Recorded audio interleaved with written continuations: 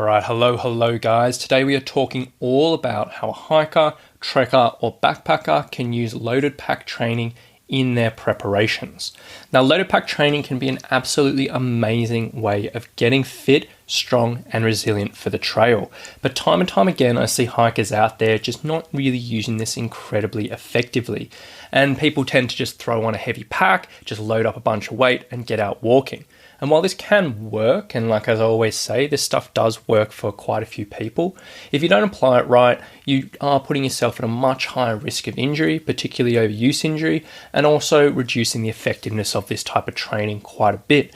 So today I want to explore a little bit deeper than we have before around how to go about your loaded pack training and give you some really easy and simple tips that you can use, which I give to my clients to make sure you get the most out of this training, and also explore a few different situations in where you can apply this into your training week and where you might get some benefits from.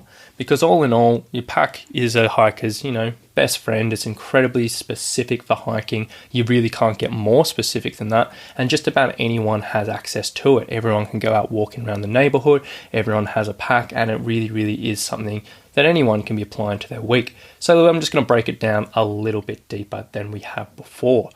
So to start things off, I want to talk about one of the biggest mistakes I see from people doing this is simply filling up their packs. Now, I always recommend my clients use water bottles or a dry bag full of water to fill up their packs. Now, the mistake I often see is people just getting dumbbells or kettlebells or weights plates, or even just their camping gear and just chuck it in their pack and away they go. And the issue with weights plates and dumbbells and kettlebells is that they don't really sit the way. The weight distribution isn't really incredibly natural compared to what you would normally carry on the trail. And when you're on the trail, the weight gets distributed all through the pack and it sits relatively nicely around the body. If you're just loading it up with these super heavy weights plates or kettlebells or dumbbells, it all just sits in one spot and it's not super natural. It's not 100% specific for the trail. And the worst case scenario, it can put you a little bit of discomfort through the back. Also, you get this situation where if you are using dumbbells or something, they can be pressing into the lower back as you're going, and that's just not something you really want to be thinking about while you're training. Alternatively, if someone's just using their normal hiking gear, you can get away with it, but when it comes to loaded pack training, if you want to get the most benefit out of it, is you really need to be able to keep track of your weight, and you need to be able to manipulate that weight very easily week to week. And if you are aware and you want to weigh all your hiking stuff week by week and make sure you're getting the right weights, that's perfectly fine. But my method of using water bottles or a dry bag full of water is just so easy to measure.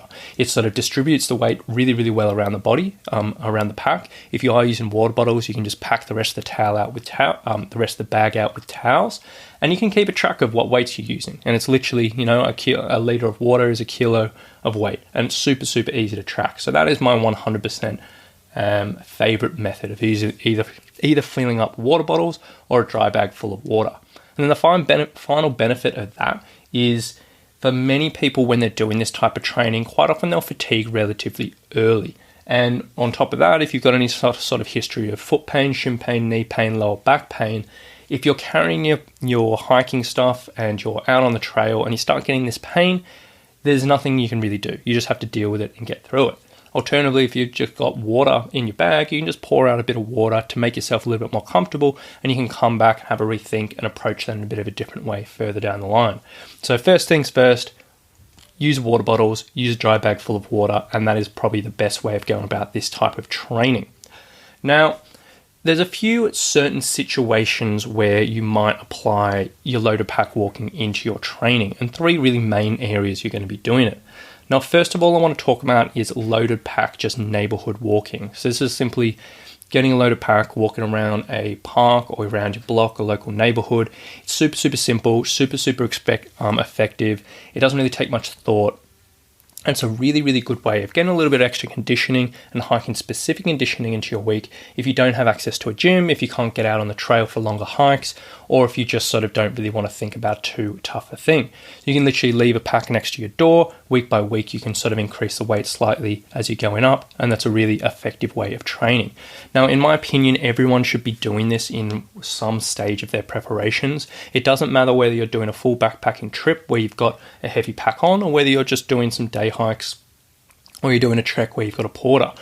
Even if you're not going to be carrying a heavy pack on the trail, this stuff is super, super, super beneficial. Now, this doesn't have to be incredibly long. I usually recommend between about 30 to 60 minutes. I've literally done people doing 15-minute walks every couple of days with this type of training, and it can just add a little bit extra stimulus and a little bit extra training load to that short period of time.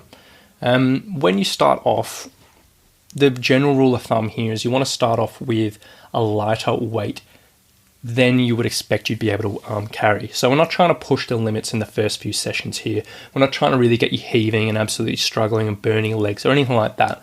But if you're relatively confident, you could carry, say, 15 kilos for 45 minutes, and that's sort of, what you'd be pretty happy to push through. Maybe just start off with 10 kilos. Or alternatively, if you're sort of thinking maybe I'm relatively confident for 10 kilos, maybe start off with 5 kilos. And then every single week you do it, just add literally 1 to 2 kilos every single week, not really much more than that. Now, it's really, really simple to increase that progression, and you just want to start off slow because you don't want to throw yourself in the deep end with this. You want to be nicer to yourself, you want to let the body adapt, you let your body get used to these things before getting outrageously heavy. And then the end point here is the idea is you just want to get quite a bit heavier in that pack by the end than you would be using on the trail. So if you're just going out for a 45-minute walk, you can load that up to something that's quite a bit heavier than you'd be able to do for a 6-hour hike. And then the way I like to judge this for a client, if we're working off a calendar, is we'd say if we're going to do this all the way up until the end of their preparations, we probably want to get the heaviest pack weight they're doing 2 weeks before they head off on their trip. And if their trip and they're expecting to carry, say, a 15 kilo pack, we might be getting up to something like 22, 25 kilos in these shorter walks, which is going to be a bit of a strain by the end. It's going to be a bit of a challenge, but that's just going to make everything feel a little bit easier when they're actually on the trail. And the only other thing I have to say about this is just make sure you warm up first, do some ankle mobility, do some hip mobility, loosen up your back a little bit because, yeah, it is relatively important and it can just make you feel a little bit more comfortable. So that's the first sort of method of using loaded pack arm training in your week, and it is literally the simplest. Anyone who's stuck at home at the moment, that's probably something I'd recommend doing as well. So just literally loaded pack neighborhood walking or going around your local park. Alternatively, you can do this on the treadmill at the gym as well. The next one I want to talk about is loaded pack elevation training. So this is when you're doing shorter intervals, doing some type of intervals on some type of elevation walking. So whether you're going upstairs, doing hill repeats, doing treadmill walking, doing the Stairmaster, whatever this is. And this is anything from 3 minutes to 10 minutes to 15 minutes to half an hour to 60-minute intervals. Like, everyone's a little bit different. Some people will have access to super high mountains. Some people just have shorter hills and all that. It's really, really up to you how you want to apply this, and everyone's going to be a little bit different. And I have dove into this a little bit deeper in other podcasts, so I won't talk too much about the specific sessions here. But the only thing to really be aware of with this is, again, when you're progressing, start off lighter than you expect, and week by week increase the pack weight.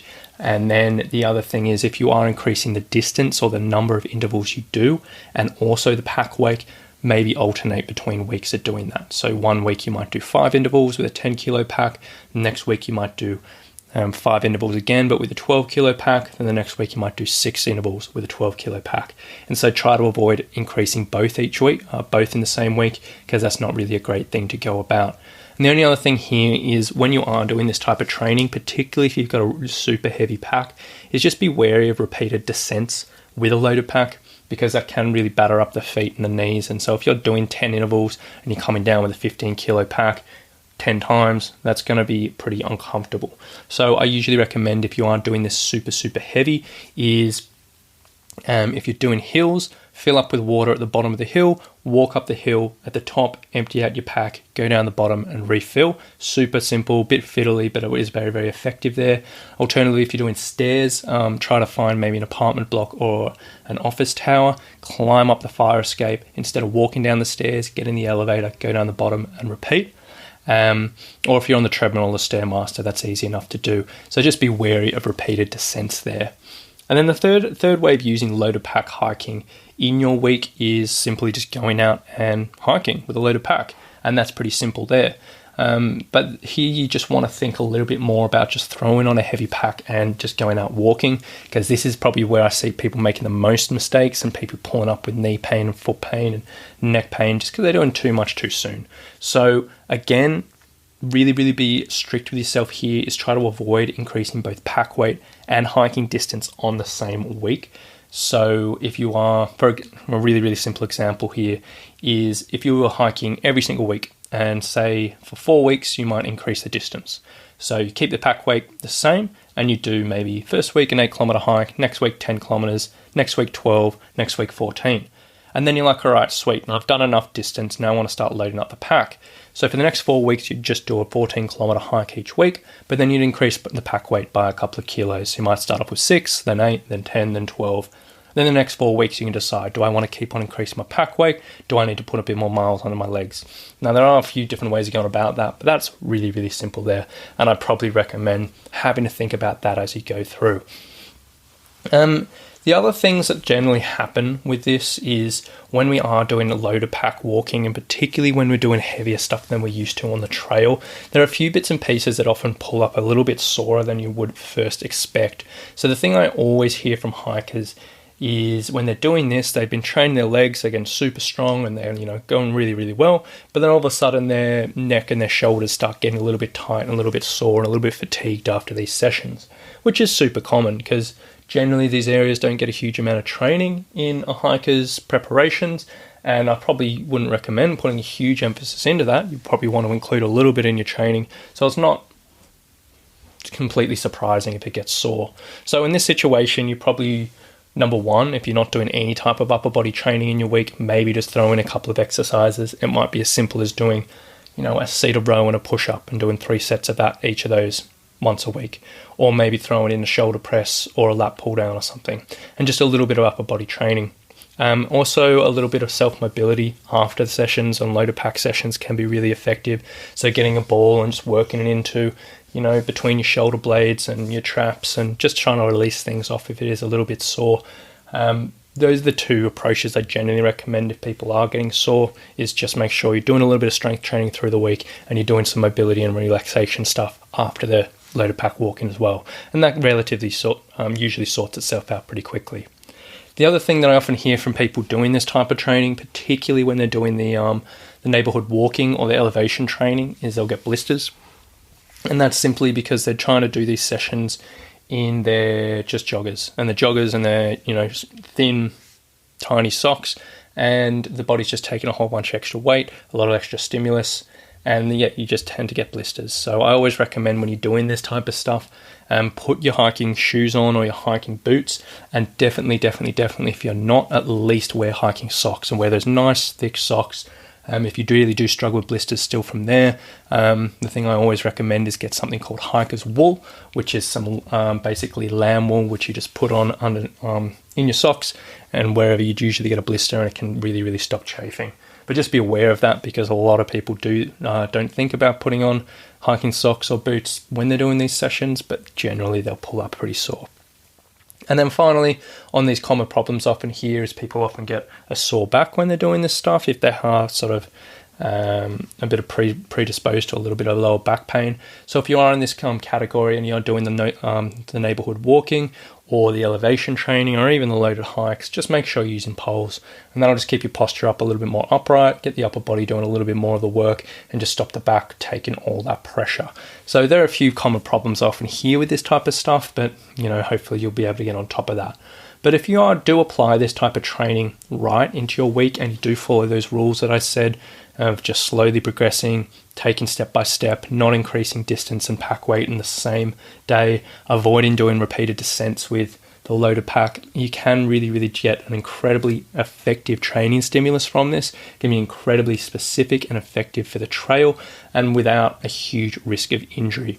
And this is also, I didn't even mention, this is a great way to just build up general resilience in your hiking. If you're exposing the body, so the muscles and the connective tissues, to extra load over these longer periods of time than it's used to, over the weeks and over the months, that stuff's all going to strengthen up in a very particular and specific way. So when you're actually on the trail, you're going to be a much less likely chance of just picking up overuse injuries or sprained ankles and bits and pieces like that, which are really common on the trail. So this can be an incredibly effective injury prevention method as well, if applied correctly.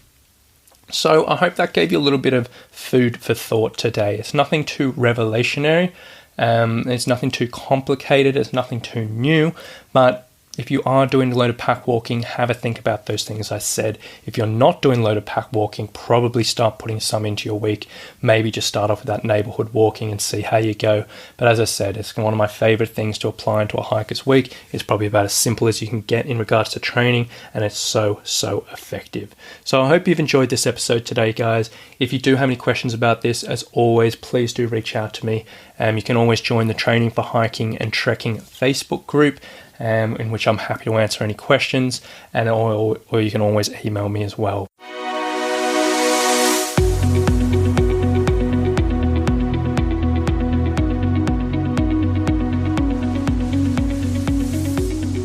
You've been listening to the Training for Trekking podcast. So if you've enjoyed this episode, please remember to subscribe, rate, and review us in iTunes. So thanks for getting involved, and we'll see you on the next one.